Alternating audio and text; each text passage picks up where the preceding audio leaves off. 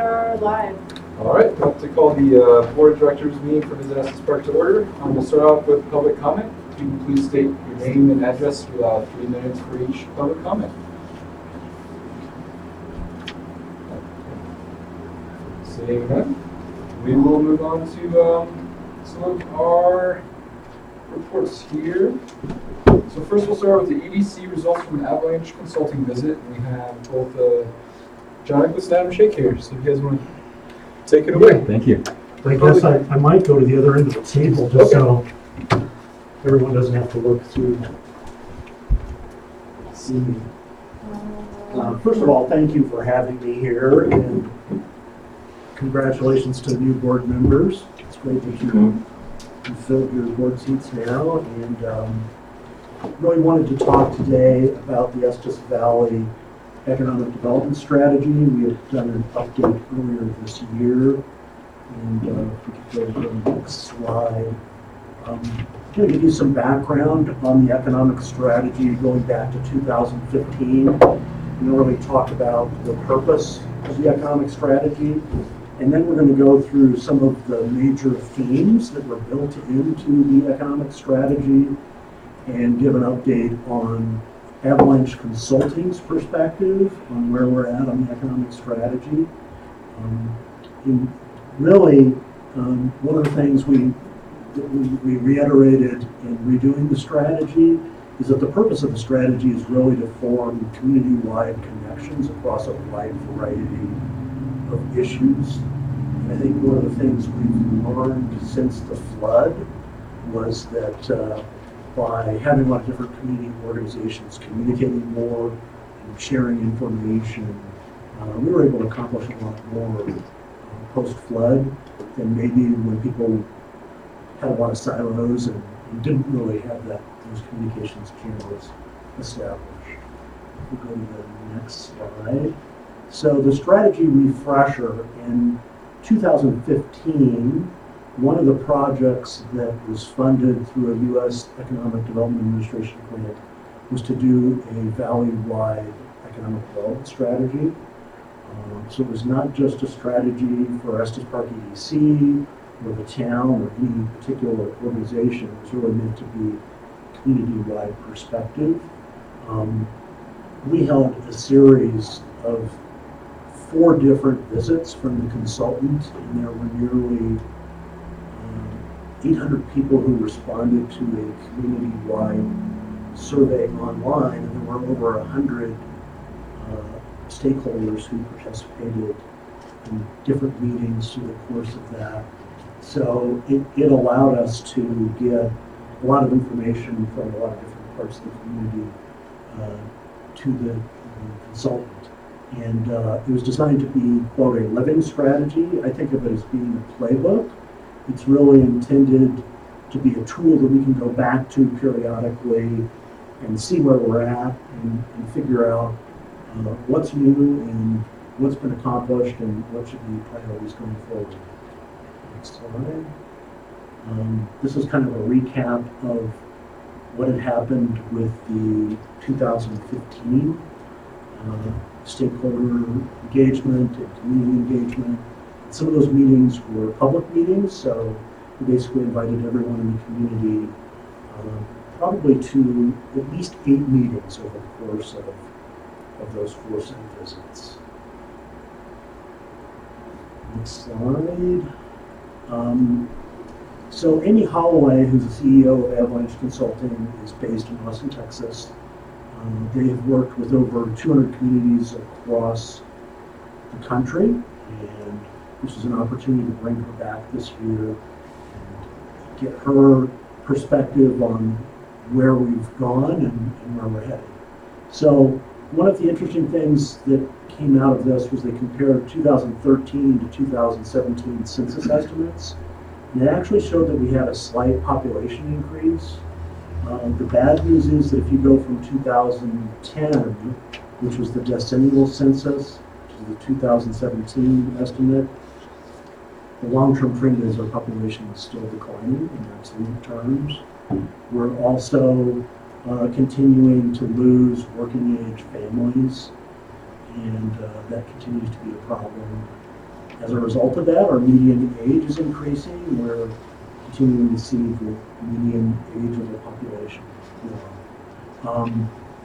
They did see job growth across our industry clusters for the most part. She was encouraged that we finally have some workforce housing projects getting approved and underway, and that actually we're seeing fewer commuters, which I thought was interesting. And we have, of course, record low unemployment. So one of my theories is that with the strength of the job market, fewer people are willing to commute up here to work, which suggests we may have more vacancies in jobs. We all know that housing prices continue to rise and that seasonal housing and second homes remains a large percentage of our housing stock.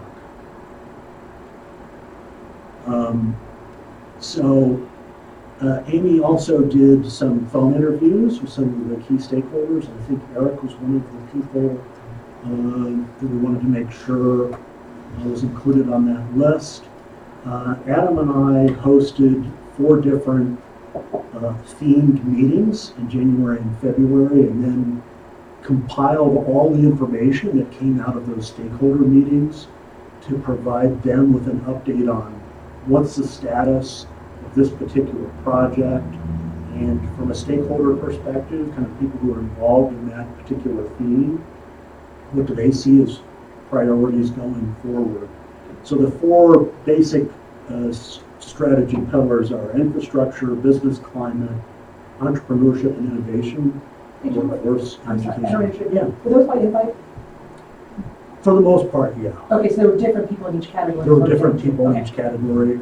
There was probably significant overlap with the town, because the town obviously is involved in both infrastructure and business climate, for example. So Okay.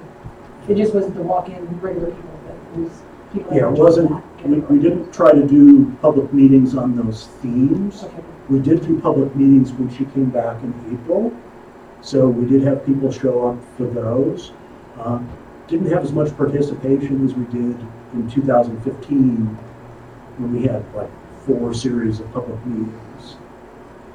One of the things that we did as well is we wanted town board participation, but we didn't want to necessarily have overlap, or we did have some overlap, but we didn't want more than 3 of you at one of the meetings at a time and things like that because of sunshine law. So we reached out to town administrator Lancaster, and he helped coordinate that.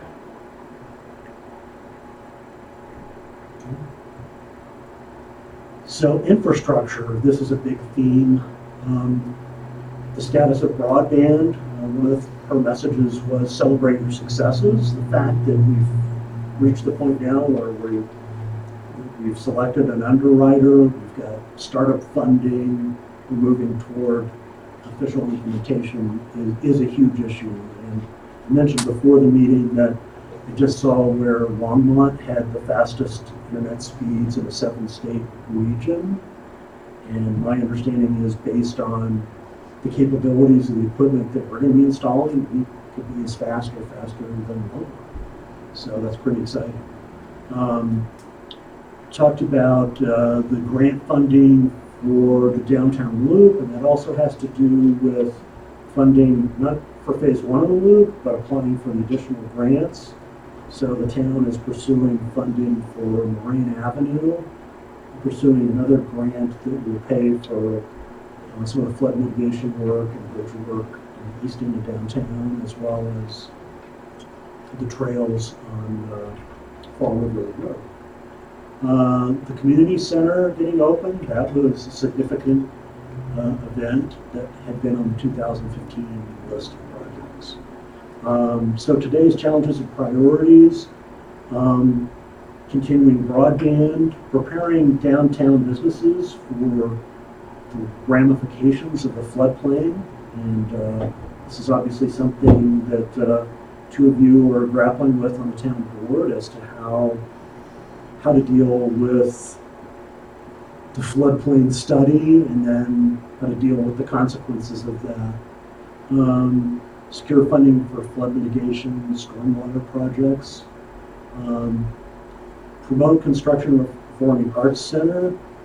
Keep in mind, this is kind of Amy's perception of priorities, and that's kind of fallen by the wayside. So one of the open questions is, do we consider the Stanley Film Center project to be our Performing Arts Center?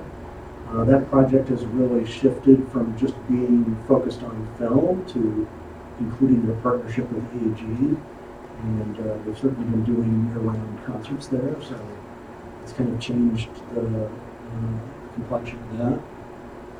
Parking and transportation, these were kind of new things that arose from stakeholder input in terms of being a priority, because obviously things like having a new parking app can make a significant difference for both guests and residents in terms of getting around town the week of 4th of July. Smart city investments, that one was interesting because it comes back to things like that web app where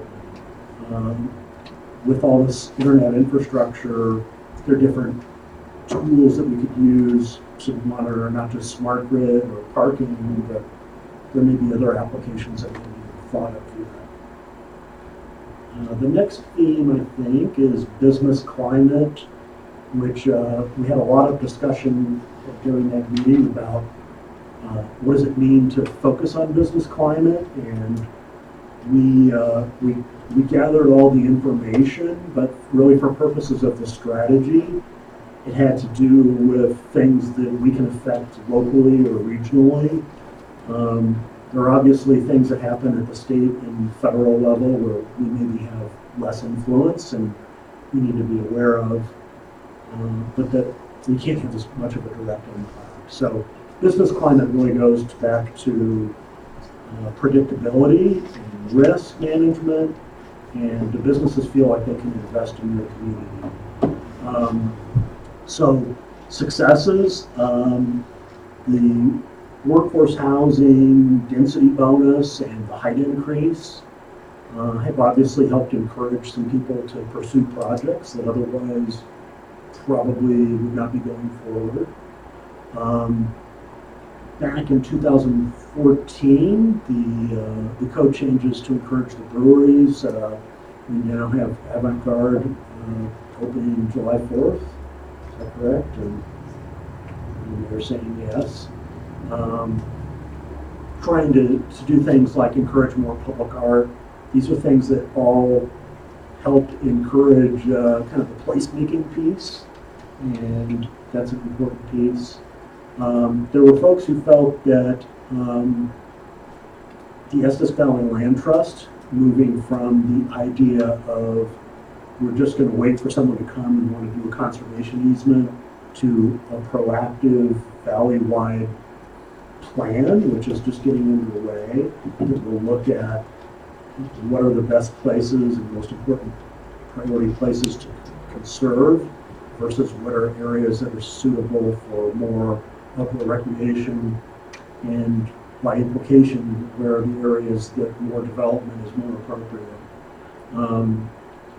The fact that the seasonality that we saw 6 or 8 years ago, I mean, we've seen great growth in the winter and spring season, and Visit Estes Park can take a lot of credit for that they've made a difference in winning those numbers. Today's challenges and priorities, this is obviously not news to some of our town board members, that the building department remains a really big concern for developers in the building trade, and updating the town's comprehensive plan. It's been challenging because there's an ongoing debate about how do we address joint planning versus something that may be simpler and may actually accomplish our goals in a way that is more understandable to the community. Continue working to reduce permitting and development approval time. Grow the arts district. Facilitate open, productive dialogue about the future. I think that goes back to kind of the idea that it seems sometimes like our community culture is a bit contentious. And so what are things that we can do to help facilitate more productive engagement on different issues?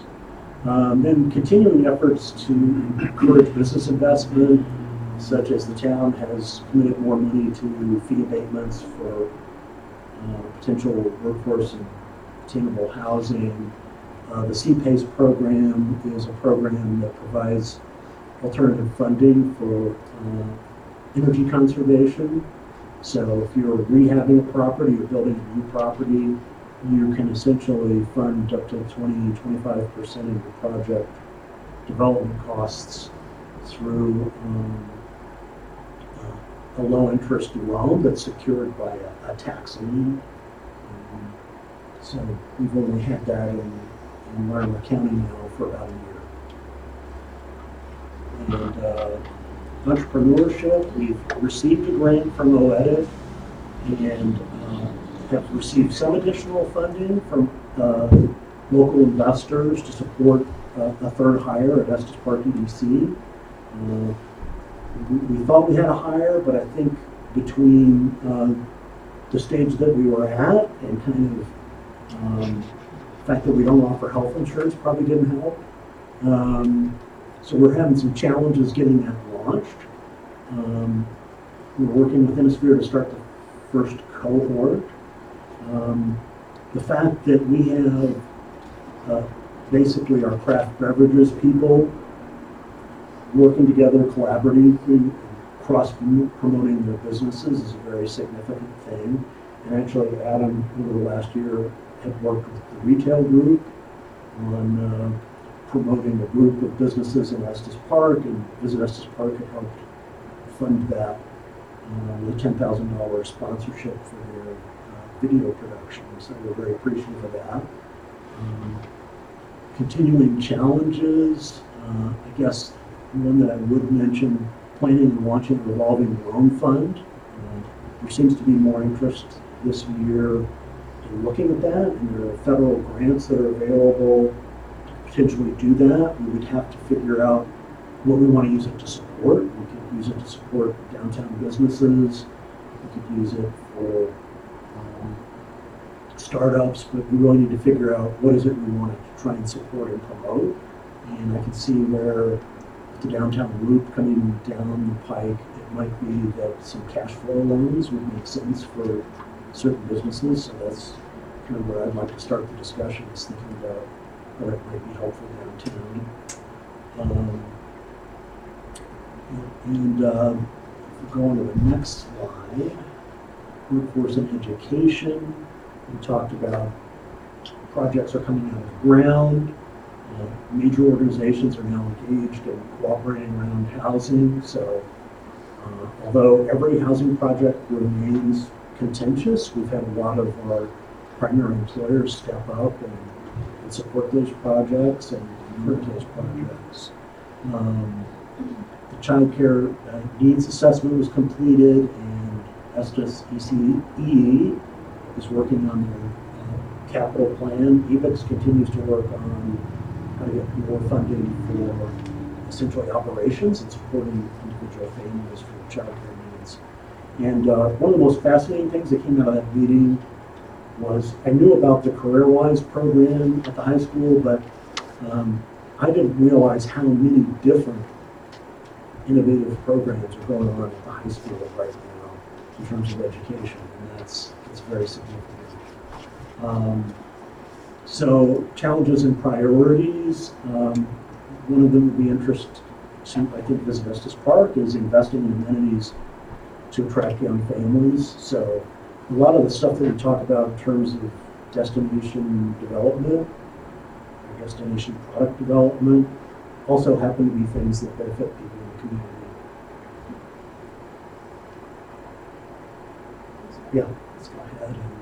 And so that's just kind of a recap, and I'm welcome any and all questions and input. I guess in general, I think we appreciate having Eric on our board because we want to be working more closely with Visit Estes Park and make sure that we're aware of your own strategic priorities as an organization and continue moving forward. I'd just like to add as well all of these, excuse me, priorities and challenges were based on input from those 4 pillar meetings that we had. So we literally took sheets of white paper and lined room 202 and 203, and then verbally we took challenges and priorities, things that had been completed in the past. Since the 2015 Avalanche Economic Development Strategy, and we laid all those out and we gave everybody different colored dots, and we had them place those dots on what they thought were priorities and things like that. We went back, we analyzed all the data, and this is basically what we came up with. I'd be happy to share those memos if anyone wants them. Each one is probably 6 to 8 pages of data that we kind of wrote a narrative summary and then listed a lot of the points that people have made. Thank you.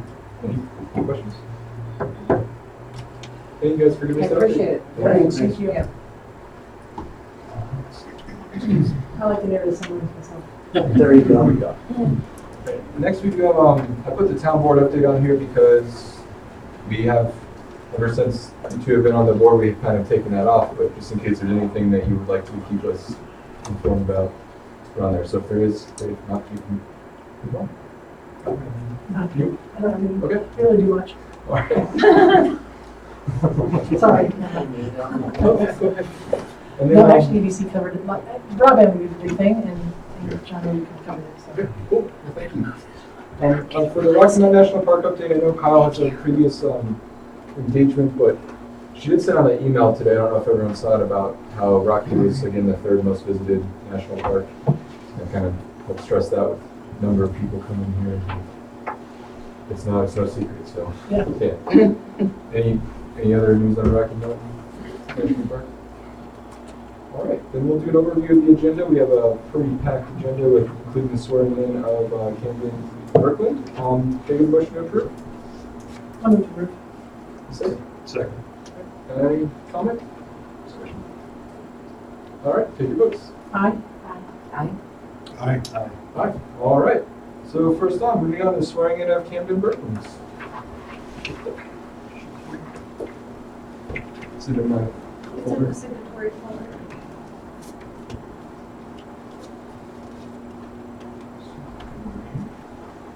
If you can stand and raise your You hand. got it. Say, I, Cameron Berkland, I, Camden Berkland, do faithfully support the Constitution of the United States will faithfully support the Constitution of the United States and of the state of Colorado, and of the state of Colorado, and the laws made pursuant thereto, and the laws made pursuant thereto, and will faithfully perform the duties of the office and will faithfully perform the duties of the office of Director of the Estes Park Local Marketing District, of Director of the Estes Park Local Marketing District, upon which I'm about to enter. upon which I am about to enter. Congratulations. Thanks. Thank you. Okay. So, next on our agenda is the CEO report. Thank you, Mr. Chair. So just to kick things off, I want to apologize for the heat. I know it's warm in here, but we will have air conditioning for the next meetings. Just in case. So we're working on that. Okay, so first of all, we attended powwow, which I mentioned at the last board meeting. Just want you to, again, understand that these trade shows are really helpful for us. A lot of these wholesalers are actually booking business into Estes Park currently. And by rebuilding those relationships and strengthening them, I think we're going to make some good inroads into attracting larger and more, not only groups, but also FIT business internationally as well as nationally. Powwow is kind of one of the largest shows that you can go to. It's a really good one. And we were there with the Colorado Tourism Office. We really built up our relationships with them as well. And then Rachel, of course, did a great job on talking to a lot of international travel writers. And so she's been following up on all those leads. I've been following up on the leads that I generated. And I can tell you that we got a lot of interest about Estes Park and who are we and where are we and all that kind of stuff.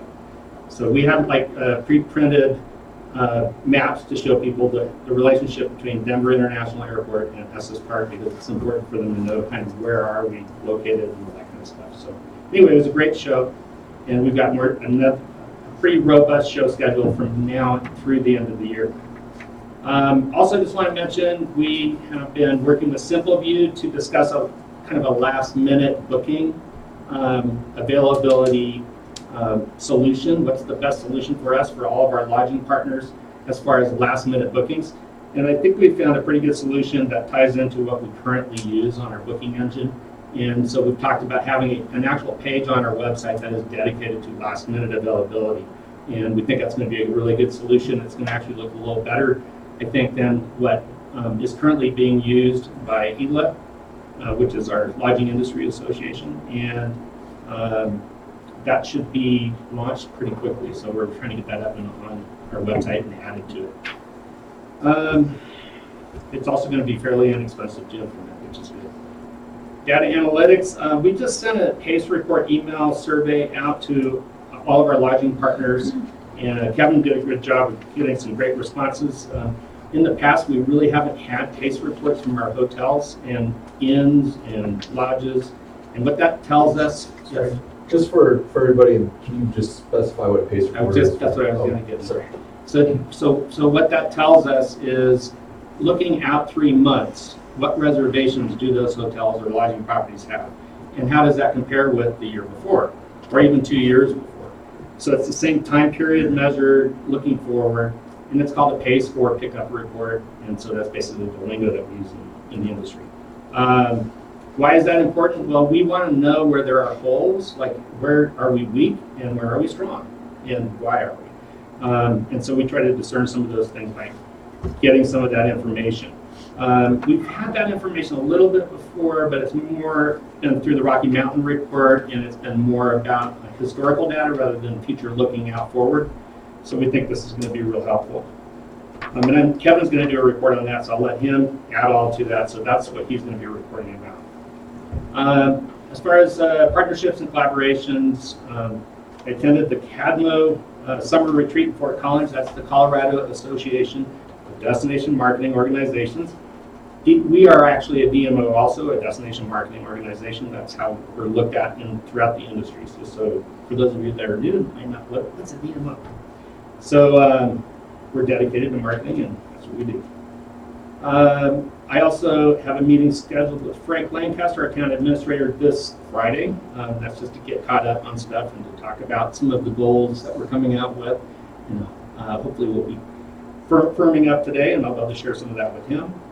Also went to a meeting with Destination Colorado over in Golden, and we had another kind of research industry guru talk about, with a couple of other people that are from other entities but that work together with him, talking about what's the forecast for the future, what's the summer look like, and so we got some insights there.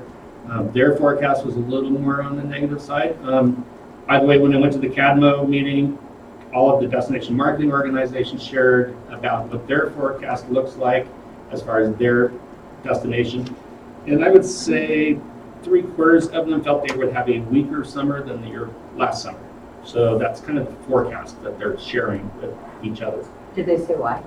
They think it's because, this is a quote, because of the strong winter we had, there were a lot of people who went on extra ski trips, and as a result are going to do less summer travel because they did so many more ski trips.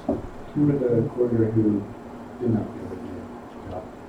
They were mostly front range, whereas the mountain resort destinations were definitely staying there, felt like they were going to have a weaker summer, so it was interesting. Anyway, that was just feedback I got.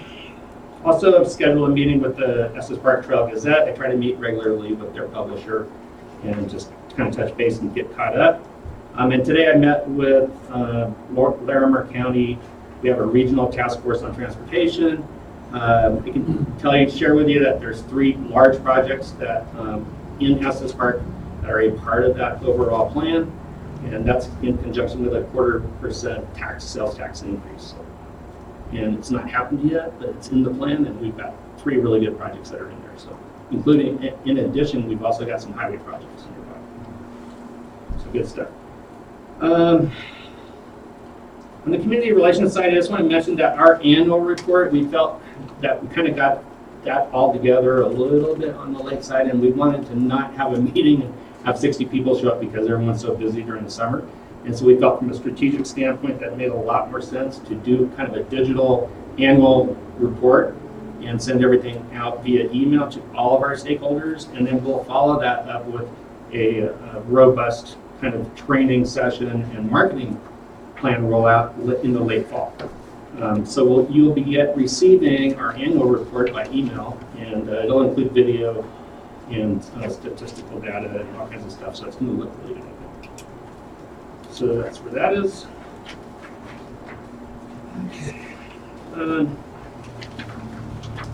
So I met with the owner of EstesPark.com, the domain name, okay? And they're interested in selling it, and they thought that it would be best to sell it to us because it makes sense from a marketing standpoint. And I've actually been through this before in San Diego. We talked to the guys about buying San Diego.com because the San Diego DMO does not actually own San Diego.com. And there's some advantages to having that. It's not as advantageous as it used to be, but it's still, there's some benefits to having that. They've offered to sell it to us for $125,000. That sounds like a lot of money. They've invested about $50,000 into the site. It would include also the Facebook pages that they have and the Instagram page, or the Instagram page. I told them that I would bring before the board that $100,000 maybe, if you guys are interested in that. So that's something for us to talk about. I can tell you that San Diego is a whole different city. It's a bigger town and all that. And the San Diego.com URL, they offered to sell us for $3 million at the time. So, you know, these numbers are pretty big. We just have to decide and determine, and I haven't had a chance to talk to Shannon about it yet. But we've got to decide if we think that's advantageous or not. There would be some benefit as far as SEO, and it would, you know, drive more traffic to our site if we had that point directly to our website. So, could be some benefit, but we have to analyze it, I think, a little further just to make a decision on what the recommendation would be. Have you seen the financials on that? I have not seen the financials. Any questions about that? Let's see. And then we're looking at having some flexibility for the summer. If we feel like we are seeing a little bit weaker summer, we may adjust our marketing plan. So that's something we're looking at. And so Shannon's kind of building that into his planning from a marketing perspective. So I just wanted to make sure that you guys know that we are looking at how we can adjust that accordingly. Finally, on the sales tax revenue reports we've been reporting to you, I just want to make sure that it's clear that when we report those, that there are 2 increases that are included in that. And so while the overall sales tax numbers, the general sales tax report numbers are correct at 9.8% overall increase, 3% of that, you have to kind of take 3% off because of internet taxes, because that's what the net impact is, and about 3% off for the tax increase. So the real net comparative increase is about 3.84%. So I just want to make sure that we're clear on that, because we don't want to make you think that we're overinflating numbers.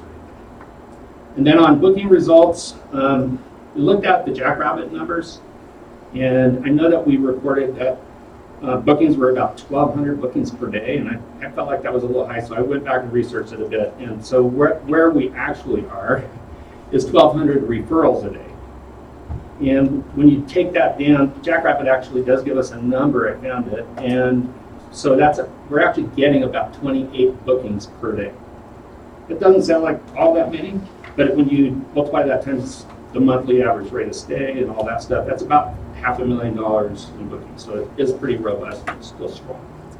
And we are considered one of the top booking DMOs that of all the Jackrabbit DMOs that they represent. So we're like in the top 1 or 2. So I wanted to clarify that just so that there was no misunderstanding there. And Kevin and Abby and Shannon will finish off the reports, but that's my report. If you would go back to the, I'm just curious about this, the EstesPark.com domain name. I have no idea what analysis is done to determine whether that's, is it all financial? I have no idea. Did you guys decide where you're going to go with this?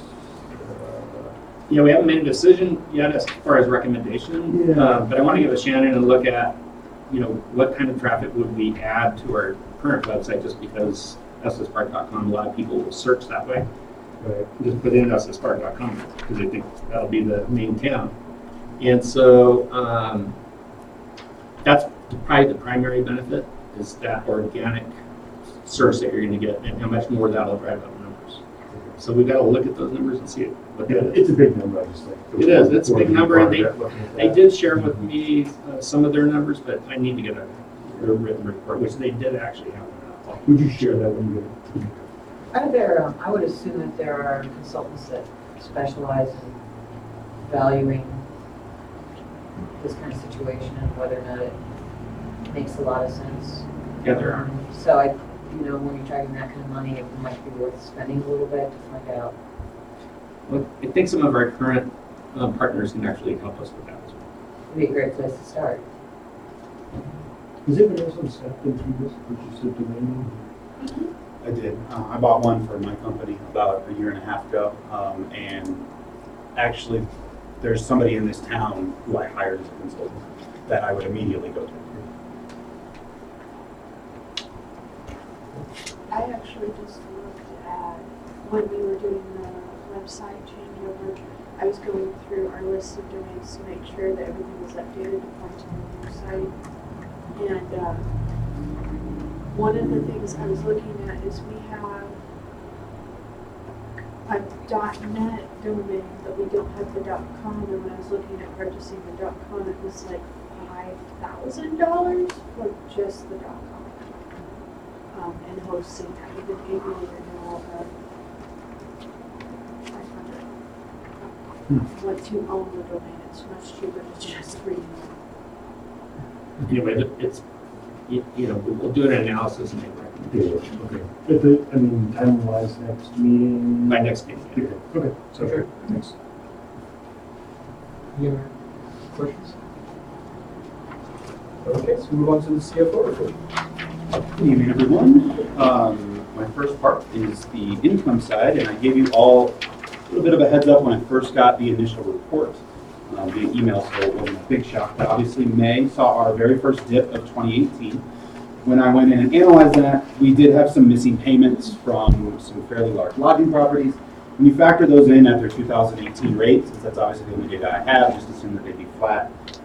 We show a flat May with about a 0.5% bump, assuming that they were the same. So we had a large decrease in actual cash coming in. When I factor those people in that missed their payments, we're at about a flat May, which is significantly different than we saw January through April, where January through April consistently had record numbers across the board for everyone.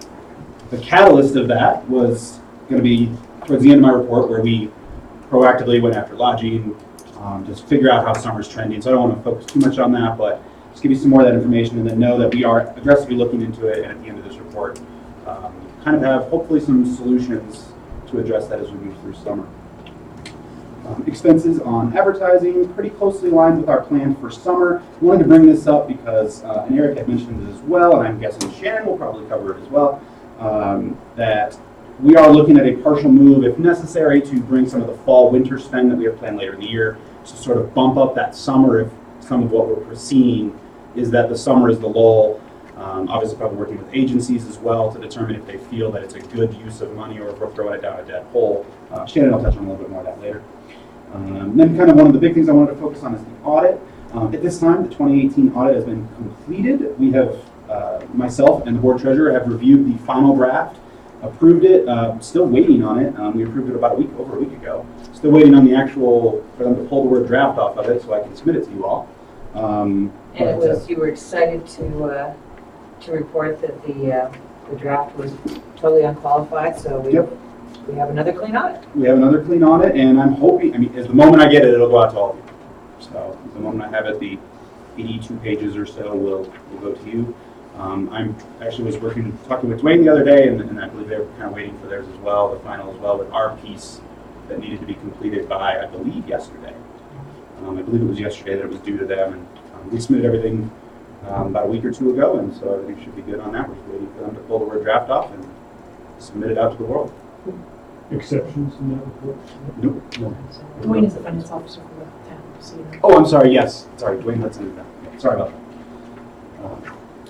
Sales tax, as Eric had said, it's a little bit different because we have those adjustments, but the actuals, we still are showing an increase for April. They're always a month behind us, as I try to point out every meeting. It'll be very interesting to see the May sales tax numbers because that's where we saw our dip. You know, January through April, the town was reporting sales tax numbers very consistent with our lodging tax numbers and the increases. It'll be interesting to see May to determine if it was lodging that was affected, if the entire town was affected with whatever dip caused May. At this time, it's a guesswork until we see those numbers.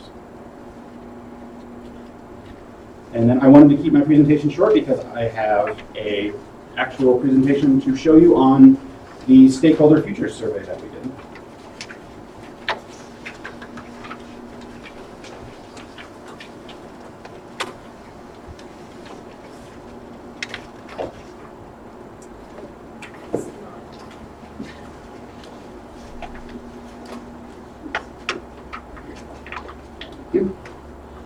So, as Eric touched on earlier and I did briefly, our objective was to identify guest trends based on current lodging partners, data, and information to help adjust marketing focus. This was all driven from our May numbers being down. We saw that May was down, we're flat, and we needed to determine how is everyone looking in the future for summer and early fall. Do we need to adjust our marketing efforts? So we asked a variety of different questions, and we decided that the best way to collect the data was by the same qualifications that we use for our listings page. So when you go to lodging listings, you'll see, for example, cabins and cottages is one of our primary listings. So it seems, since one of our important questions to determine is, are you participating in VEEP advertising services, it would be good to trend with that for that question. So 100% of the cabins and cottages that answer participate in VEEP paid services in some way, shape, or form. That includes the web advertising, that includes wrap cards, that includes basically anything that you pay Visit Estes Park to be a part of. Optional services. 55% of all respondents, we were up to 2930, I believe. 55% of all respondents decided to identify as a cabin and cottage, and 100% of them participate in VEEP paid services. As we go through those, this is the highest number. This is the category, obviously not going to get higher than 100% participate. 55% of them raise their rate, 18% lower, 20% the same. But one of the interesting things here is that properties that raise their rates are 50% more likely to be up than those that are down. That statement on its own doesn't really tell us much, but it will help build a bigger picture as I get later in the presentation. And properties with a higher average rate of over $300 are doing significantly better than anyone around the $200 or lower price point. And a little bit of a spoiler, that trend continues across this entire presentation. Campgrounds and RV parks, we actually only had one response, so I did do a little bit of addendum that low participation and only one response. But they will increase their rates, and they have consistently said they're up across all the next 4 months, at 5% or more across the entire summer through, I believe we have through September. Hotel was 20% of the total respondents, only 75% of them participated in VEEP services. The hotels mostly kept their rates even for 2019 over 2018, which is outside of the normal for the average year, and 25% have raised their rates. And then 50% are down, 25% even, 25% are down. So hotels as a whole are seeing a slight downtrend for their summers. The interesting note is that, again, those that raise their rates, well, I'm sorry, this is the opposite. Those that raise their rates here are seeing significant downtrends. So the 25% that are down, all are down this year. I'm sorry. The 25% that increase their rates are the exact same that are down. There is no deviation. If that makes sense.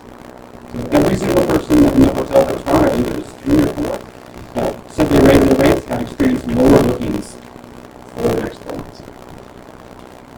Vacation rentals, 20% for respondents, 50% of them are in VEEP-paid services. Across the board, this is the most successful category for the next 12 months. 50% flat, 50% significantly up, and that significantly up we defined as 10% or more bookings over the next 4 months, which in summer here is very significant. If you have that kind of availability, you're able to do it. Vacation rentals had the highest per night of all, with 75% of them being at $400 or more per night during this period, and by far the strongest. So I kind of breezed through that only because the end is probably the most relevant, and that's the summary of the findings. Across all of our three respondents, 40% are anticipating being down over the next 4 months. 25% currently are flat or even. 35% are up or significantly down. Across all, we did ask questions on which month was strongest, which month did you find weakest. Overwhelmingly, June was the weakest month for all of our partners, and overwhelmingly, August is the strongest. And the interesting point is that when you look at the data, properties that are at a higher price point have more room availability are almost consistently stronger than properties under $200 a night and less availability. The less rooms you have and the cheaper you get on the scale, the worse we're seeing that you're trending for the next 4 months. So what we're seeing is if you're $350, $400 plus per night, you're almost consistently up 5 to 10% or more. If you're $150 to $200 for your summer nights, you're even with them. There's a little bit of variance there, but if we were to make a broad statement in summary, that is a good summary of what we're seeing for the next 4 months from our lodging partners. With that data, we've obviously shared it with Shannon, and we've made some preliminary plans to address some of those things. So if I can kind of put Shannon here to contribute a little bit more on what we're doing about the data that we've collected. Yes, this is a lot of really good stuff to kind of course correct and switch over. A lot of good stats. And so what we're looking at in terms of affecting more participation this summer is definitely a shorter to non-existent planning window. And so rather than looking at someone who's going to be planning their trip 6-9 months from now next year, that's kind of what we've been really thinking about along this point in time. Looking at like a day's drive away and looking at how to excite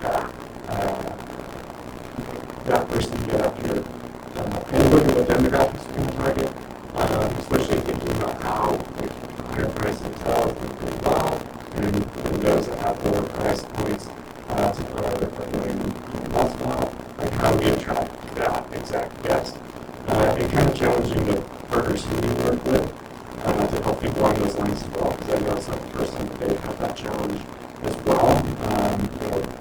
I work closely with a guy who had my job in Breckenridge for several years, and they generally done quite well, but also been up and down. And so we have a great team on hand this stuff, and that's what we think about it internally, what kind of content we create ourselves to can help speak to that guest that we don't have to throw too much money into that would rob from another part of our budget or another part of the budget down the road this year. We kind of do things along those lines. So that's where we're at with it. But I kind of wanted to see the results of this survey and kind of really fine-tune what that gap is. Some other questions I would love to try to explore is the regions of town, things like that. We purposely kept this anonymous, really to get trust and full feedback from those who participated. But those are some things I want to explore as well. And if there happens to be regions of town that are getting visited less, perhaps based on what types of activities we've been marketing, we should be adjusting. So those are first things. And we also talked about one of the purposes during the survey, obviously, was to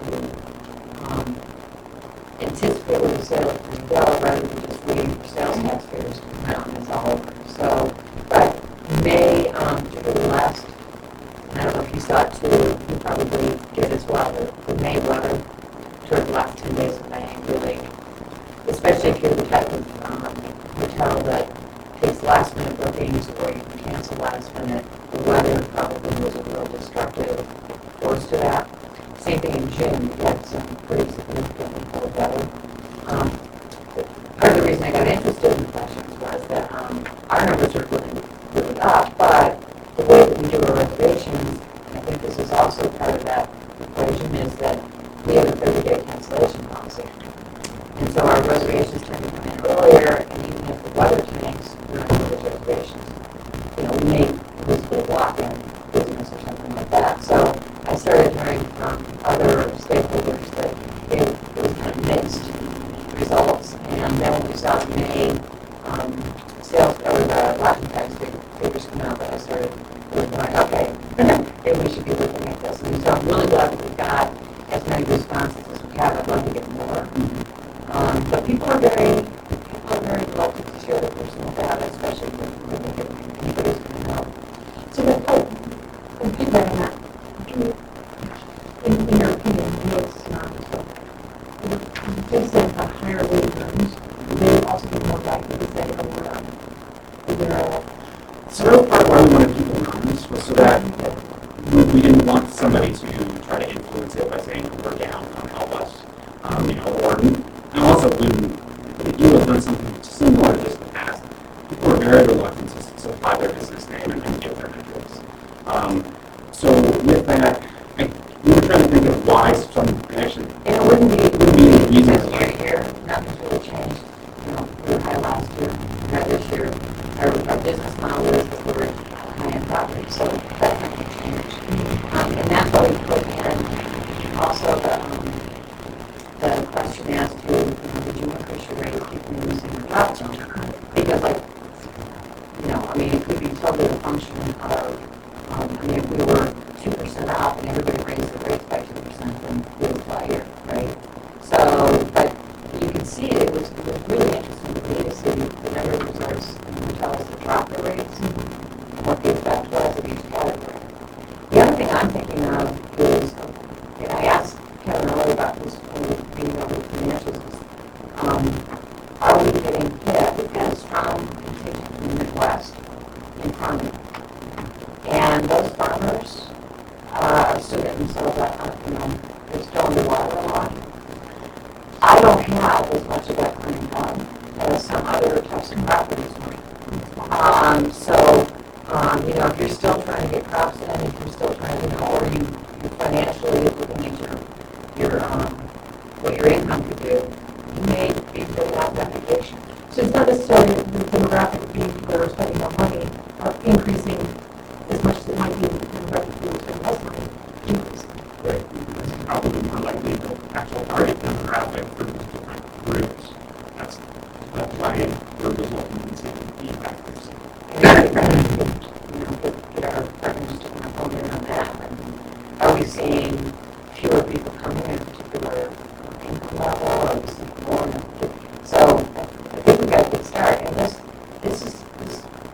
would be a good thing definitely going forward, because in the past, I think what the Estes Park has always done is waited till the results came in. We look back, but if you're in the lodging industry, you're always looking forward, right? The time to address it is now, or next month and the month after, etc. So I think the organization should be making something. I don't disagree with you at all, but I got a question for you is, how much strike? I guess yes and no. I was surprised to see that June was down, and then it had a bit of a slump, local was flat. I think when you start adding in factors like weather and things like that, and maybe an extended ski season for some of the outlets that they might naturally try to continue skiing at resorts, it maybe kind of sort of becomes less of a surprise. But what's more surprising to me in those educational was seeing which type of properties were feeling well. And that, for me, is becomes a very hard thing to start wrapping my mind around. But I would say, based on the trajectory we were at through April, it seemed like, yeah, May is definitely a little bit of a surprise. And June is some, so, It's interesting because it's the why I look at the things I see it's kind of confusing because there's certain types of businesses, camping cottages, and they're up higher the price that they're up, and the opposite is true for hotel motels. That's the confusing thing. I understand why. I agree with that. It's the place to stop. We were having this conversation the other day about, I hear from hotel and some people are up and some people are down. And that was the conversation we had. So why? That's really interesting. you also have word market to compare to leisure market. Sure. So I talked to one of the largest hotels in 18.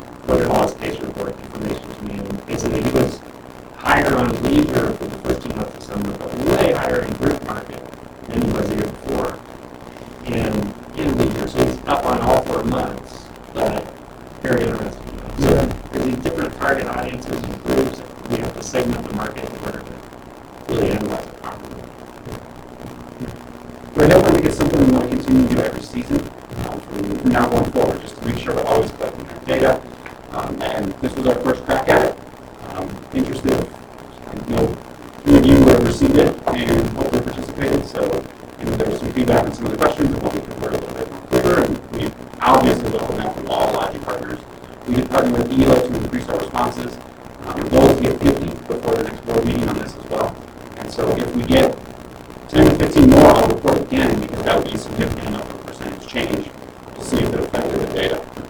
We'd like to keep doing this monthly so that we really start getting a feel for where it makes it. That's fair. Thank you very much. On to our program review section, our election update, short bits. Anybody? Anyone there? And welcome to new board members who haven't met yet. There it is. Last month's board meeting I was able to attend Leg's good winter campaign results deck and the forward-looking deck for summer that outlined what we were working on for it. So I'm going to get into that stuff. We're going to do a couple other points to cover. We did do the finals for the outdoor media summit, and we have security in the city for 2020. That would be in late April. Dates are still TBD, but that's a 3.5-day conference that they cap at either 150 or 200. That's also TBD, kind of based on some fine-tuning with the lodging that they're looking at. And that's how the writers and the bloggers, brand marketers, and all sorts of others who are generally in the outdoor space. We also had an outdoor retailer a couple weeks ago. At happy hour, I didn't expect much with that announcement, but it was well attended and in fact actual applause. So I think that us being near the front range was a lot of the outdoor industry as well as outdoor media.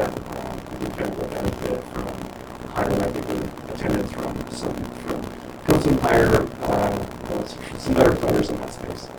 And the previous few years, I've estimated the media reach of those attendees. And part of the goal of the event is produce media while you're there is between 15 and 20 million. And so that's huge. In terms of, effectively that's PR, and that's enormous reach for just a couple of days. So that year's, I think, a really cool win for us, and I'll have some more news as we get into planning with that. One quick thing that I do have on here, out of kind of nowhere, the Plastic Impact Alliance has been studying the use of plastics and single-use plastics in defense. Wanted to reach out and see if you would be willing to work with them to try to become a model of a zero-waste defense. So we have a first meeting today, and part of that, frankly, is a little bit planning like summer camp and getting people packing lists like we got in the cup and having a water bottle and all that kind of thing. But that's also working with the lodging properties, help with events, working with places that love happy hours with, really just being mindful of, how we pursue that and just making sure we're not doing stuff for graduation. I have an event that should promote something better and kind of follows the line with a lot of things I talked about and wanting to be more of a thought leader in that space. As part of being part of helping push those things. So happy to start looking at those things.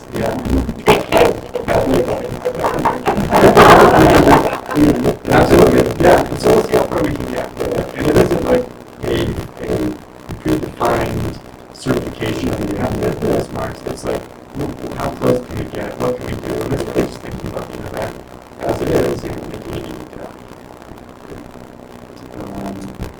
And so, happy with that. Businessprep.com, we have a new website as of yesterday. It was a long process, and I wouldn't hear Josh is not here today, but I'm going to tell us some praise for helping shepherd that along. Josh Harps, and the entire staff really have a part in that. And the site was fantastic. so I've been fine tuning and looking at photos. Could be better, let's work on that. So that's where we're at with things, and we're looking at fine tuning process. I don't know how along those lines with the sales part, and how we're working with DTM, but overall we're happy to have that manager, culture checked and kind of move on.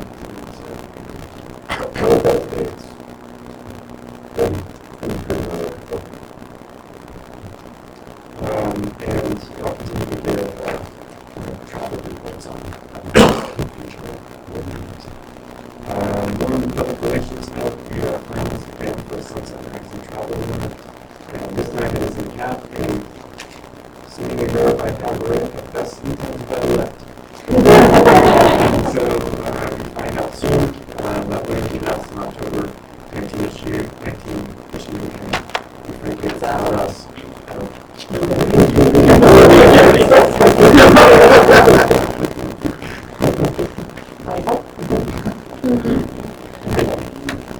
So this will get into the laser campaign recap.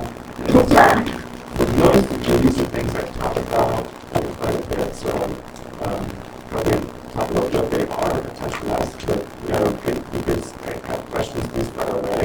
But focus a little bit more on learnings of what we typically experience. That's what we campaign. Overall, immigration service 17.1 million, over 2 million videos watched, 1 million social engagements. Again, there is social reach and all that being far greater. Engagement is like taking action, in my opinion, to that quality. Unique web visits, zero down a touch, and that is, we did have an increase in time on site, we just visit 50 minutes were down. And one big reason for that is we had much less paid traffic, and that's one thing I kind of improved over time. But I really wanted to see what we can create on our own without having that big spend, so we can better do what works on our website and what doesn't. Because those old ones, it was just bounce off one and bounce right off. There was big issue bouncing. Yeah, time on, and that's why time on site is increased. That's why we just has increased. But we want to keep monitoring that and make sure that we're not obviously hemorrhaging traffic. But how can we add in a bit more paid? What else? What other components can we create that are going to make sure that we're not continuing to see that same trajectory? This is the video flow for winter. You can help you see timing month by month, and we have the impressions daily for each. Social media, the big takeaway just from this probably social media continues to blow up for us. The DIA towers and ISO billboards.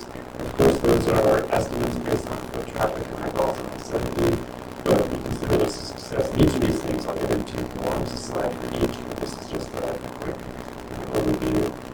Outside, in really well for us, Outside Magazine, our website. Same with, all of our sponsored content is quite well. We're really happy with that. And so sponsored content, again, we work with that media outlet to really define what that story is going to be, when they promote it, how they promote it, and how we come with it. So we have much more control over that story. So it's sort of like, we can have a great story through PR effort, and we can have a great story through the sponsored effort. Frankly, it could be the same story, but we paid for one with controlled marketing content that we were necessary.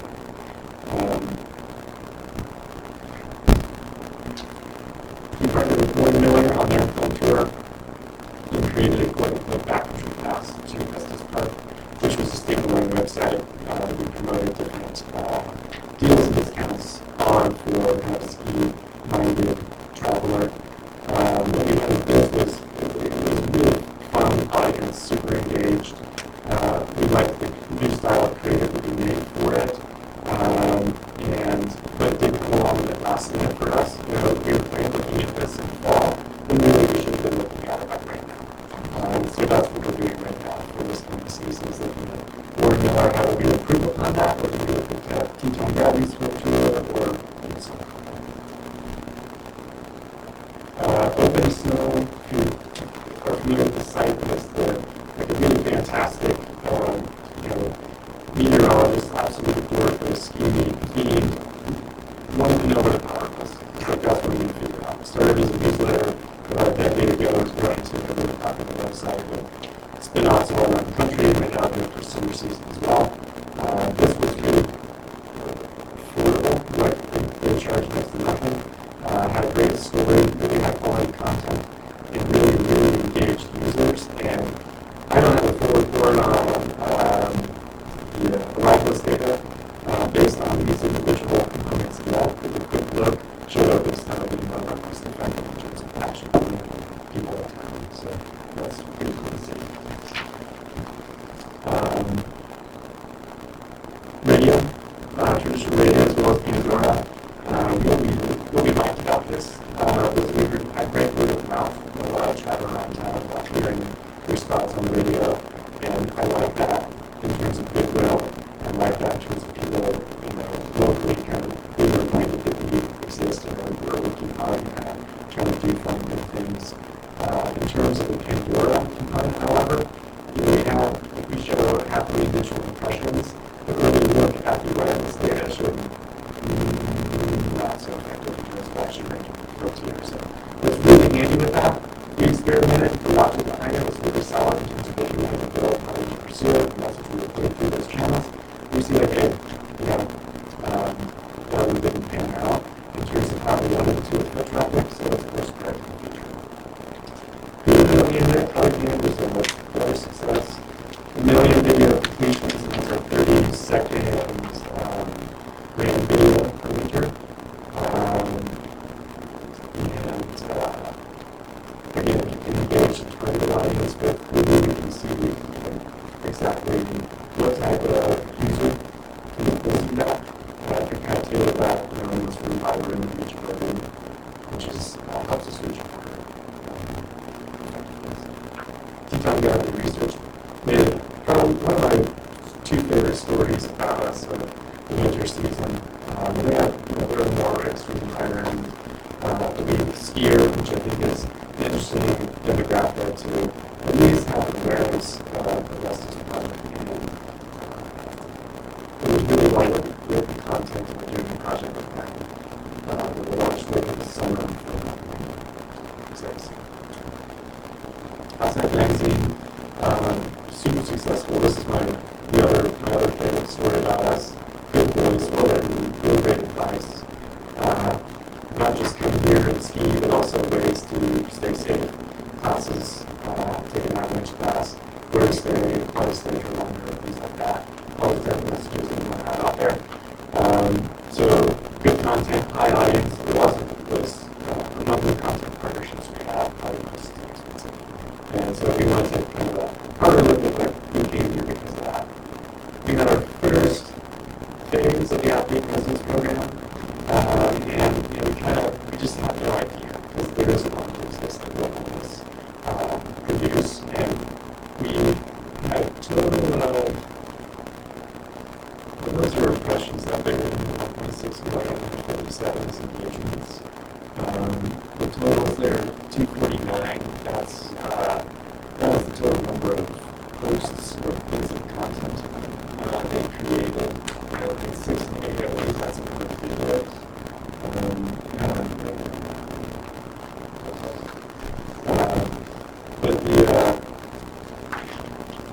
But overall, we consider that quite a good success in terms of storytelling and a creative way of reaching a new audience, particularly who's going to have a undeep love of winter and adventure. And so it's a good foundation to kind of build from that. So we work through a group like Info, as a network of these athletes we're going to continue to tailor. But I want to make sure that we're looking at going forward is that we're not just the new athletes, but we're making sure that you have the feel that I can be an athlete in residence. That's just part 2. This is a great place to learn stuff. So sort of keep those things in mind. Looking at it kind of from a season perspective, the next group is still kind of becoming a week in September.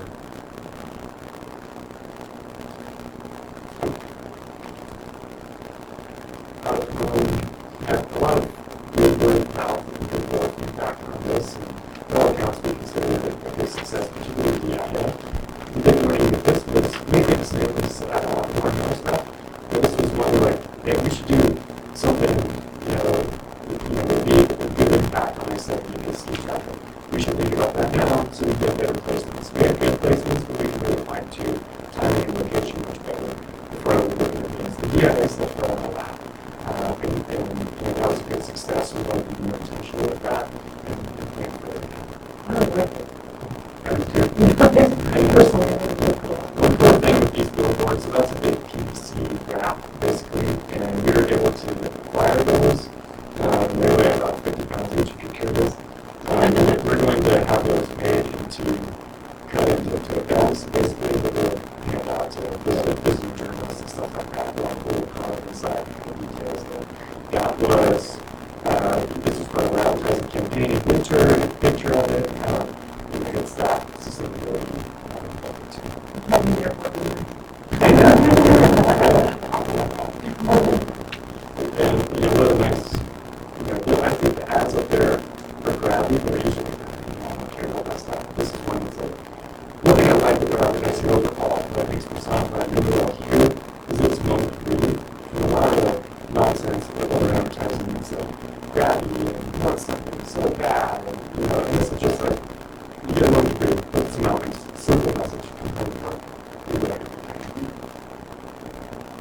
This is a lot of numbers, right? So this is an overview of our social media efforts. 9.5 million impressions, nearly 1 million video views, decent click-through rate. What I'm most happy about, which was the traffic we got from our social media, but also the high relevance score. And the relevance score was a little bit of a, Facebook. One of those crazy algorithms that tends to change a little bit over time, but it's hard to pin down what it's intended to do. It is to show us what content we're promoting, and is that resonating with the audience we want to. And so, this period, we had some pretty basic stories of top releases visit this winter and stuff like that. And those tended to be the ones that had the highest relevance this winter. Blog content performed up to industry standards. We're happy with that. It's low to no cost. We produce that in-house. If we want to do one tomorrow that we haven't planned for last week, we can do that. We can turn on a dime. So we're happy with that.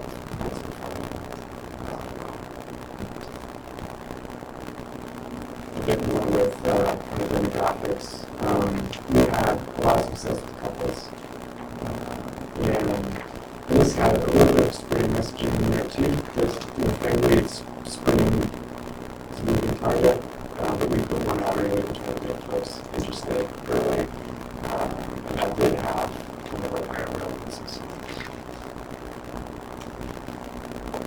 We did have some good search to see we dropped that year over year quite a bit,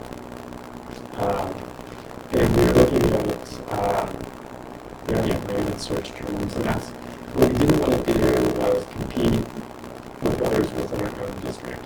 And take a moment to see what other entities do good search, what keywords are they paying to boost. So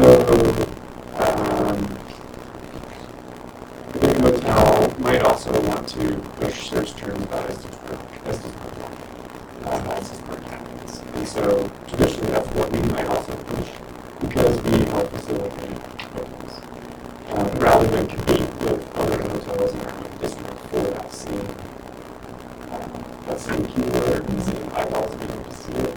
We wanted to take a moment and look at who's doing what and align better. And say that, if we're looking at, if most of our bookings around activities and, adventure on the outdoor front stuff, maybe that's what we should do. And that's how we attract a new audience and follow them to a booking, rather than solely go after the traditional lodging and cabin vacation terms. And that's something we'll find over time. It's definitely not black and white there, like we're never using pursuing those terms again. But we just have this moment where we go to be intentional with it, not compete with other folks within our district and use this. But keyword of it,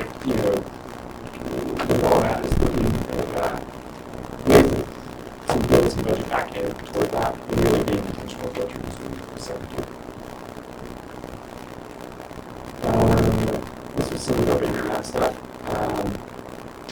Happy Place was the same as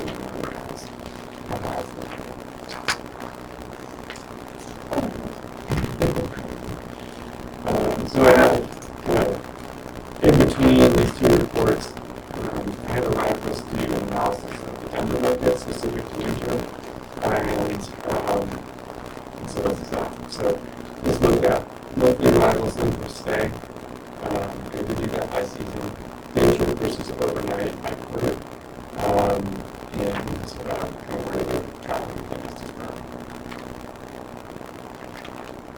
So this comes from Provideless account. So they pay for data that other apps collect, such as Hulu, and they help with track your location while you're using it, and sometimes while you're not using it. And so this is 70,698 total visits from that account. And so obviously that's not the total visits from Denver, but that's the total visits from Denver within that account. And month by month, you see the percentage of that total reflected for last year.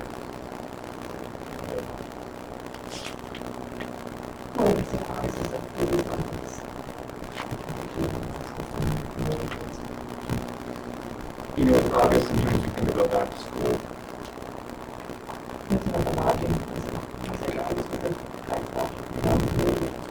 Well, here's the thing, just brought that on that survey, is where resorts, hotels, campgrounds, etc.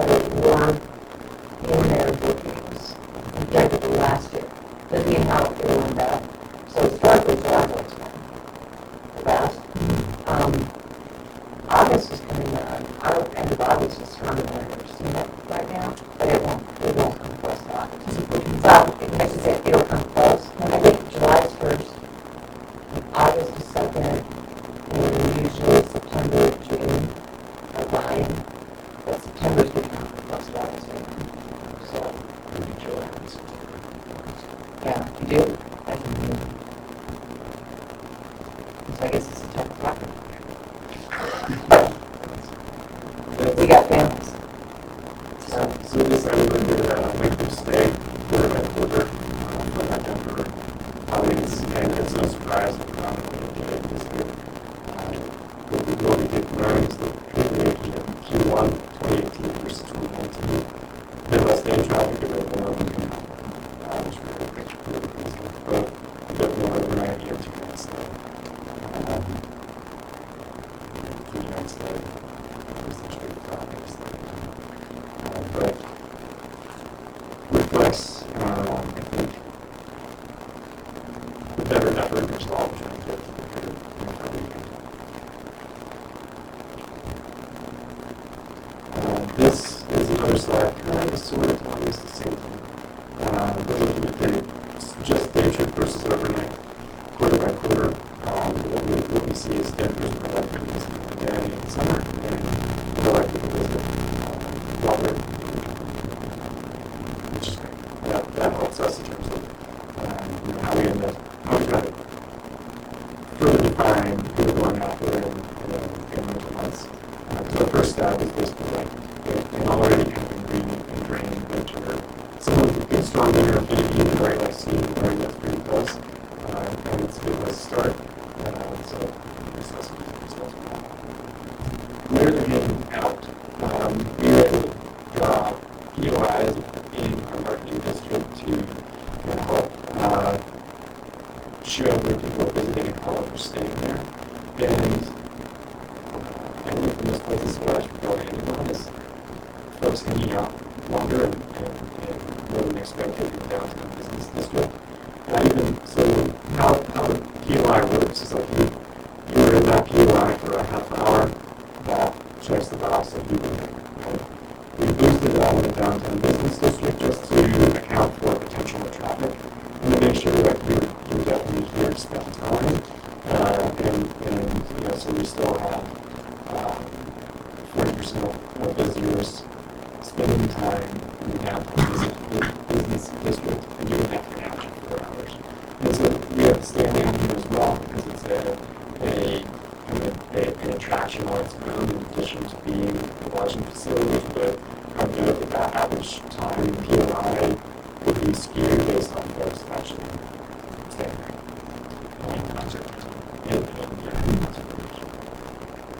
No, I can see that. Now I see that.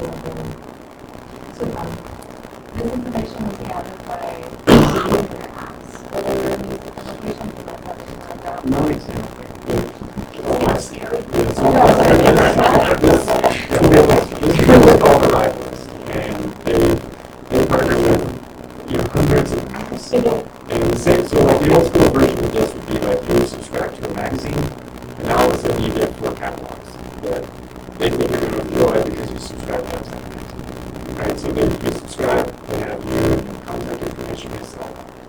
Rivals buys the new store contact information, which is your location, from hundreds of apps that you may be using. And the biggest ones, I can show you the full list, but the biggest one that you make Movie, Pandora, and so music and video and other location-based apps, and where they can kind of track your location while you're using the app or sometimes while you're not, and how you kind of follow it. Last time I talked to Michael, he said like 30% of their apps don't require you to be using these. If you have the app installed, you're being tracked at all times. So it'd be less likely to be that there's demographics. Yeah, it's really going to come down. Part of their sales pitch is that they have apps across all interests, all levels of interest. So as far as the demographics you get of users of the apps, you really have to be. Well, I'm not even talking about that. I'm talking about people who don't have smartphones and don't use apps. They're not here. They're not here. Yeah. Well, no one's. So what My dad. we don't know where he's at. Yes, no. And it becomes like just an almost overwhelming level of data to look at. It helps us kind of extrapolate from that and see what we're doing, what to hang out for how long. And it does account for folks who live in the district. It does not count. So if you're going back and forth, if you're out of home, if you look at one of those boundaries, it's not counting. It's weird in trying to get the town goals for that catch up improvements, like example, like one bathroom, you can improve 2 bathrooms, which one do you first, all of the price of work. So Shannon signed up as the assistant town administrator. He's got to log in. We spent these 2 hours with him, kind of teaching him how to use the data and building it. We're actually building some new of these polygons specifically based on the town's requests. So there'll be some new ones on here that are specifically related to those things. Tom, if you don't know.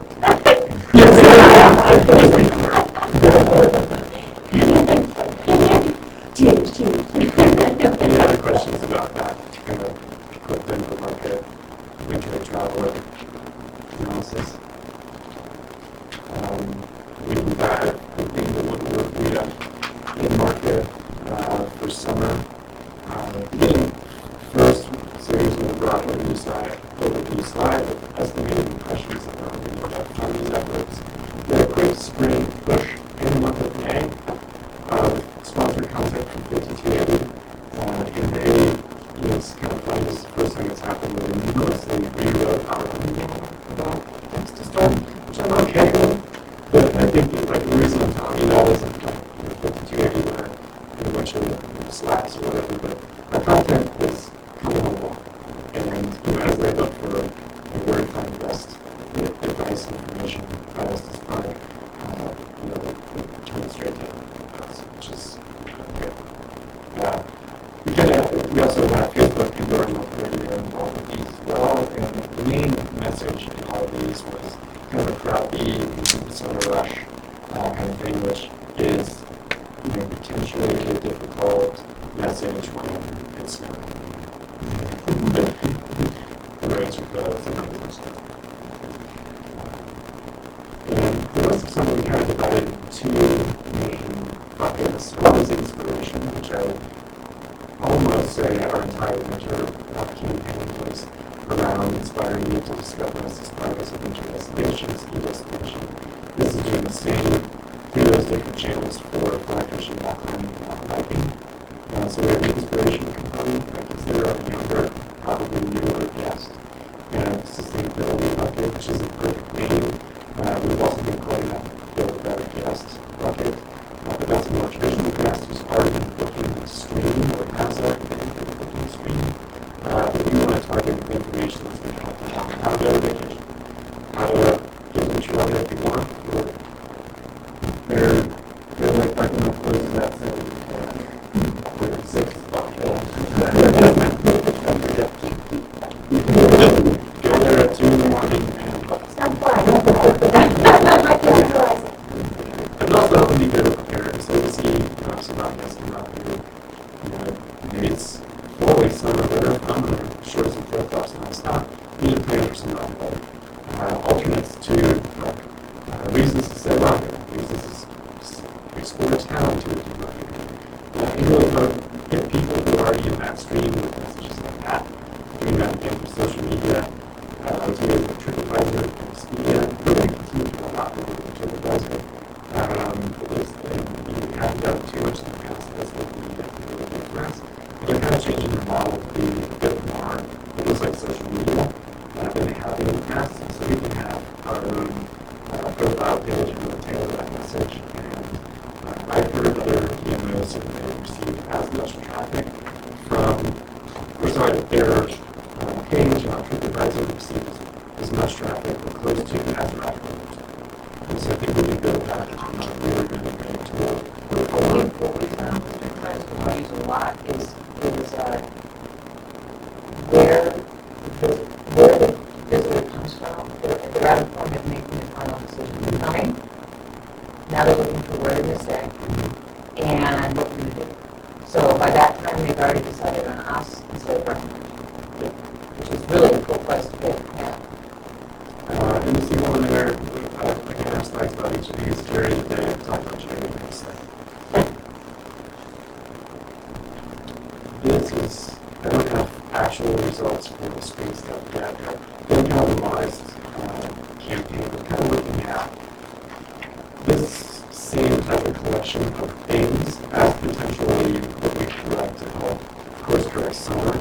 We're trying to do summer if it's not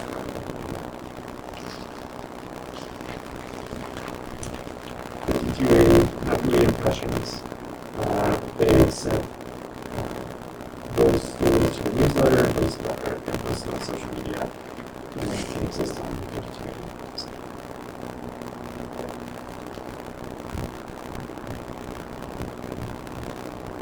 And this is on Facebook. ABCO, it's been a fun partner. We have another 20 NPR stations that we didn't recall numbers exactly, but we try to be pretty targeted at that. And they're good to work with. We have one really pronounced Estes Park, Estes Park, and they were able to do another version of that on the radio site. So this gets into summer. We're looking at rock nights, course thing. A handful of things. Climbing editorial that exists on the website. You can go through all their digital channels. We also have traditional print advertising on their issues, full spread ad, check out this side of that. They're also going to help us do promotion of the video that we're doing presentation that we created with Tony Caldwell and so we're trying to look at the themes of living in adventuring in the outdoors and around Estes Park, and do that in a way that wasn't being you really kind of sales and like, go here, do this, stay here, eat this, go there. The reality helps kind of through a local's eyes kind of body that. And so Tom is the first of what we hope to do a series, probably seasonally, along those lines that I'll definitely be able to have the next board meeting. It was awesome, and I'm excited to have it over the next 10 days. And again, that's another piece of building traffic to our website. So we're going to do some YouTube with that too. The brightness is looking at that promotion. Bikers Journal is a bit more traditional, really, but we do have some social media stuff we do, we direct to our website. Their audience tends to be the audience that really likes print. That's where the product is so high quality. It's kind of like you throw on your coffee table and keep. And so we're looking at that some traditional stuff. Kind of like other meetings, like way more in-house, like probably young, I would say only a young audience, but only a engaged, probably like frenzy type of audience. And we're going to do some social partnerships with them as well as content as well. Only a few years ago. And I'm curious to see how that goes. Because we want to looking at kind of the core how can like audience that just kind of existed mainly in that digital space and this definitely defines that, but less than what results are. Think about looking at the future if you want to reach out by audience. Outlining basic stories we were maybe originating from a blog through social media, working with a lot more kind of tips and tricks and tactics, sustainable tourism tips, messaging through partners like Outdoor Project that has a good foothold in the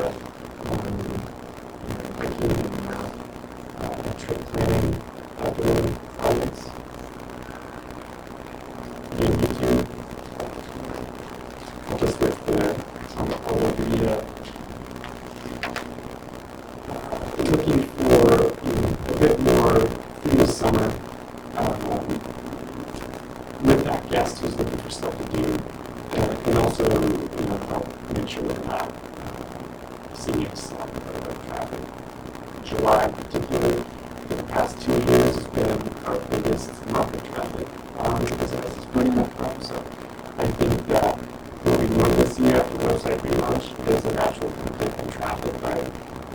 We feel that the natural, what we're seeing historically, July being a busy month, is going to help that out versus lose traffic because the majority of that comes from organic interest and getting more kind of that big info to make sure that we're staying very this journey. So during the day is a Instagram phenomenon where it started pretty much slowly as skiers eating crap and kind of laughing about it.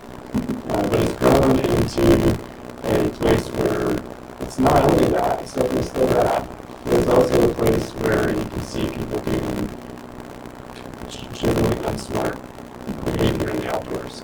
And so we're working on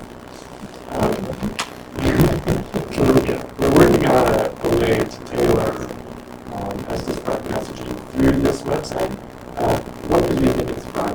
Two, because it's really affordable. Three, because it's worth experimenting with. 4 through 5, I think that we have plenty of those stories to tell.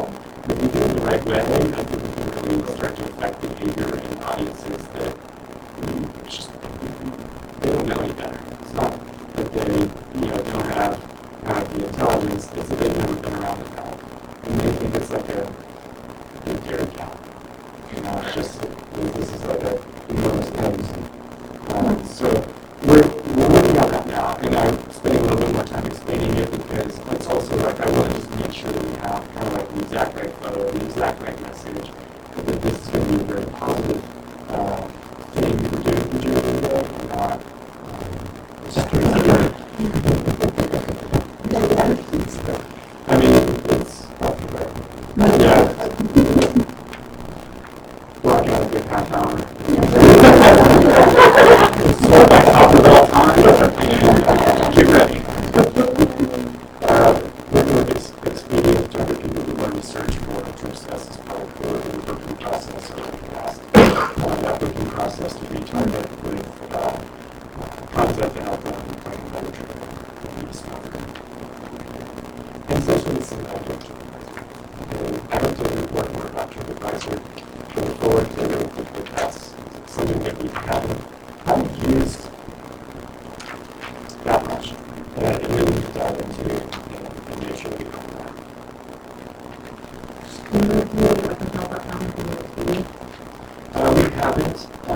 we chose those based mainly on traffic. TripAdvisor is far away, like those Tiger Space. And Expedia is second or third. So we kind of like look at the ones with that. But that's something definitely to keep in mind as we think about. And then even who goes where. I would be like when we look into Colorado, I would never tell. Use, and then you do a lot of hotels, using that always. Those are the kind of things I like to have in podcast because I think that as we can fine tune the summer, those are some of the other things that actually happen. I would just use your language of like and hotel. So I use hotel like and because And so that's what's on.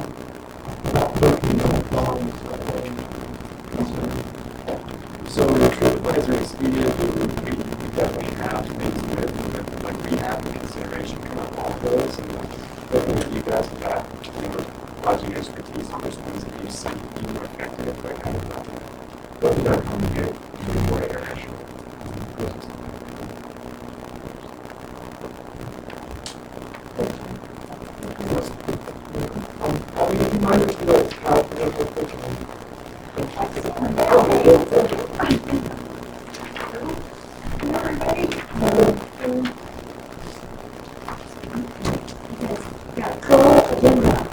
So I will breeze through these updates, and if you have any additional questions or things you have, let me know.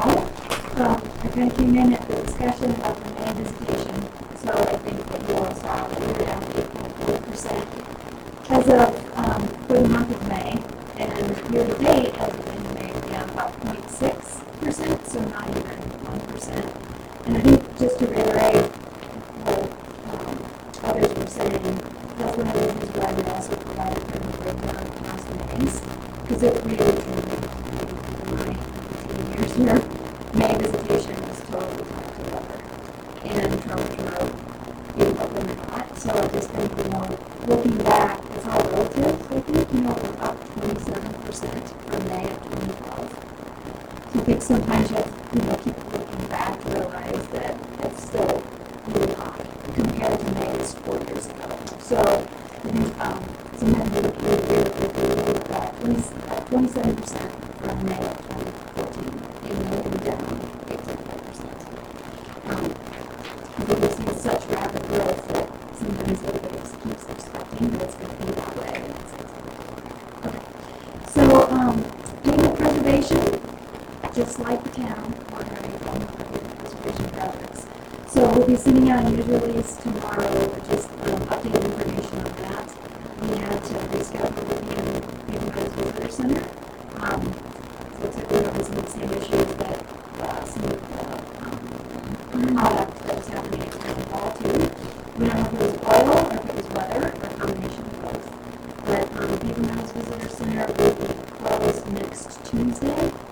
So we'll be sending out the news release, we will have this, but we'll close it the night before, and then, late the night before, and then we've decided to close the visitor center too for safety reasons. We don't want people parking on both sides of 36 and then trying to get to the visitor center. Long Neck Trailhead is also going to be closed on that day as well, so you guys will get this in your email tomorrow. We actually have people moving homes, and we have tow vehicles that go to Village Trailhead and some of our other parking lots, so we're going to be pardoning those homes.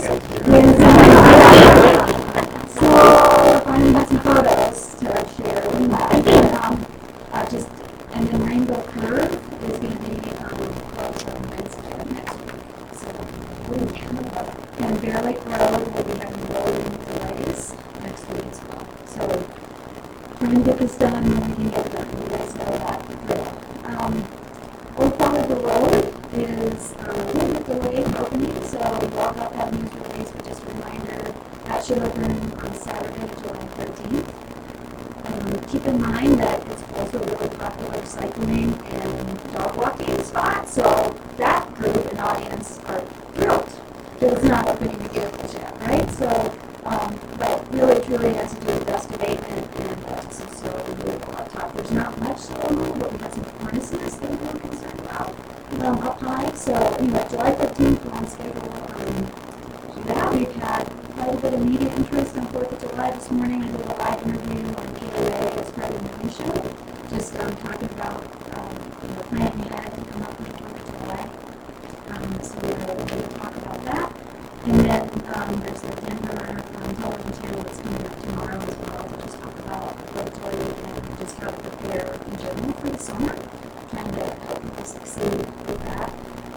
Some other publicity this weekend, I don't know if you saw the OSA coverage on June 29th, talking about more Americans visiting national parks with fewer park rangers. So there's a whole photo montage of our national park in there with some incredible wildlife photos. So again, not necessarily that uplifting of the story, but that's what public relations is, right? Is the value you get from this region. We also have new toilets at Long's Peak that received awards, and so that's good news. And we're going to continue to be doing proactive stories on that. Yeah, exactly. When the snow starts to melt, right? Kyle was posted on Facebook, it was like one of the top ones we've ever done. Oh, yeah. Everybody was like, wow. Yeah, I go there. It is a really cool story, and he talks about kind of the whole concept of volume and whether you get the structures in wilderness or not. So we're kind of reacting to the award, but we're planning on actually getting some more proactive publicity on that later in the summer. The project's not going to be a complete success for us until we safely fly the facilities out. So we don't, as far as the park, we don't really want to tout it yet until we really have it done. But understand why the senior Denver students were touting it because of the award they received. But we're not going to start doing this until we get everything out there safely. Appreciate that opportunity to review blogs that you all are doing. We reach out to us with a waterfall blog, a waterfall hikes, and so we appreciate making sure that these conversations are posted. So thank you very much for that. Missing something. We also have a plan ahead email that we sent out today, and barely guys it's going to be 8 a.m. So people are certainly listening to our hike late message and kind of as a result, sometimes my restrictions dip. Rectified by grade 15.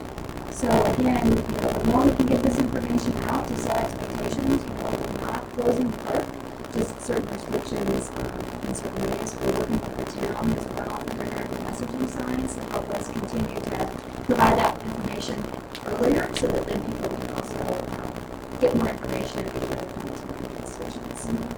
I think that is it for me. Do there's any questions? Thank you so much. Thank you. Hello. Thank you. So next we're going to go to our stakeholder services update with Adam. I'll try and keep this short, no more than 45 minutes. So I am actually keeping it short because we are extremely busy. We are in the sales season, and I'm starting to see, because I see already the turnover again for we've had excellent feedback from our stakeholders. I haven't had one person tell me they want to go back to the old system, so I think that's good, and I'm excited to continue to do that. At the risk of sounding like a brag, I have to say that our team is half the size of two teams. We're good at what we're doing. So that's I'm pretty proud of that. That's incredible. We just started in January. We're all very new to it, and we're very learning. So yes, very exciting. We don't have as many of our listing services. We haven't had that big of an increase because Claire has moved on to the sales side of things, so she's no longer updating as many listings at this point because we just had to get them onto the website, and so now we're going to have to be updating them. And as since the new website and with our team, we're now able to go through and kind of identify areas of weakness. So, for example, there's a photo on here that's stakeholder provided that isn't as strong as we want. It doesn't necessarily show the destination the way we want to. We can now reach out to the stakeholder and say, hey, we have some different photography that we took, or we found this, or can we come to photography to make this add stronger, or overall make the website better. So we're good now. Move on. It's been a learning experience, but I'm glad we're doing it. So, questions? Has there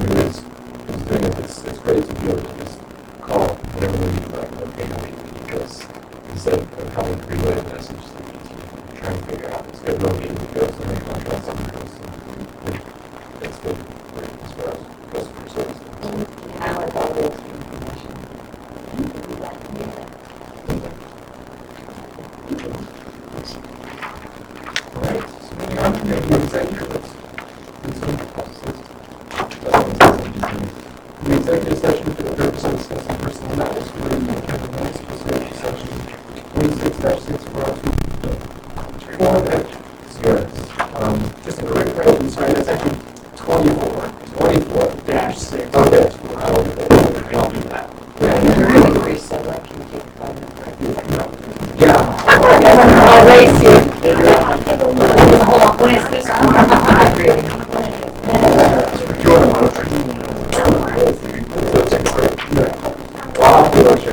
Yeah, I would recommend doing a brief recess and then we'll do the formal motion on executive session. Yeah. Okay. Are we still on board? Yeah, because I have to capture it to go into the session. Okay. So I have to.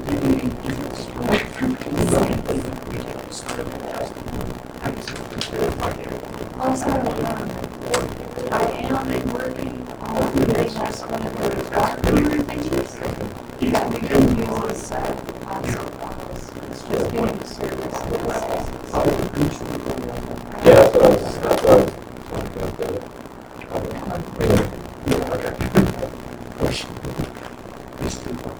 Yeah, let me say but I think it's a discussion.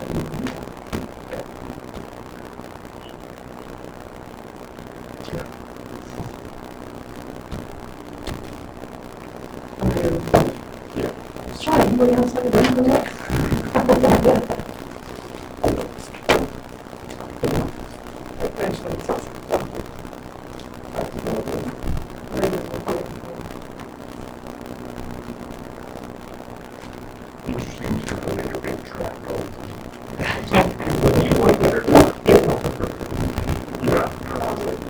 Next meeting should be operating plan,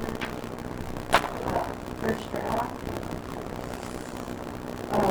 Maybe approving the strategic plan, we're kind of working off of the draft of the operating plan.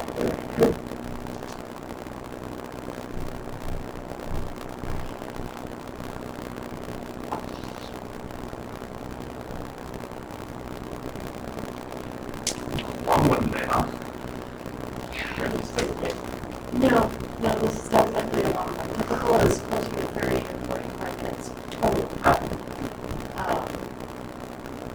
But usually, like the July, August, and September meetings can go a little bit longer because they're working on more stuff.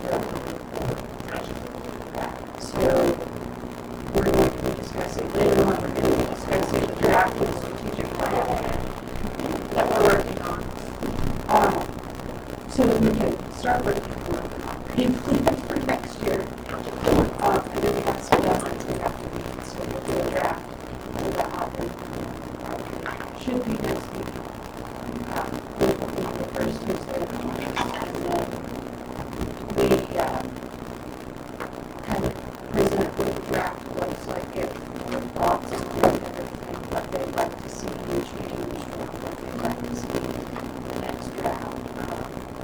And then we'll have a approval process in September because we have to submit that to the town and county boards no later than September 30th without running our IGA. Yeah. So there's a lot. Oh, we're doing budget for next year as well. All of that happens at the same time.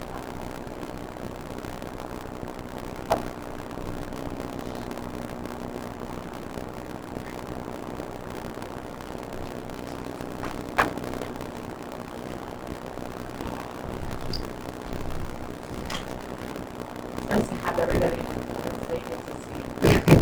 Oh, there's Shannon. Dial. So you put faces into the in-house.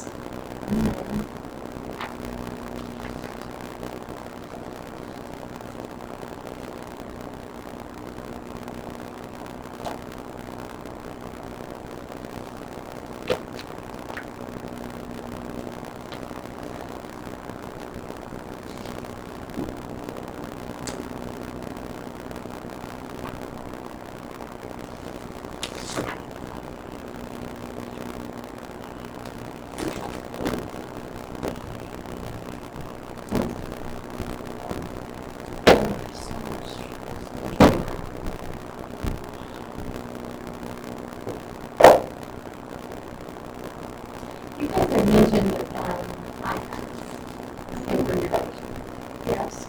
Or just so I kind of started thinking out, and we were going to, because we kind of had to those groups to actually have a discussion about that. I just need to get saying, yeah, go ahead and do that. Because in the long run, it'll save a lot of my time that I would be using for other things. Because building these packets does not happen quickly. And also reduce paper consumption and costs. Because it is, yeah, one of my partners is what all of what's nice about it, on all these. You know, cool people go out there, it's not right. It's never even about like wood, what's the lines, and I'm going to say plastic. Yeah. I just look at those advertised. Yeah. Yeah. Minister ones. You know, the paper ones that fall apart, they wouldn't. My daughter's supposed to come in tonight, so I was going to get up. And then I get an email from her saying, yeah, because she's getting her email. And she makes it sound like a video and put it out.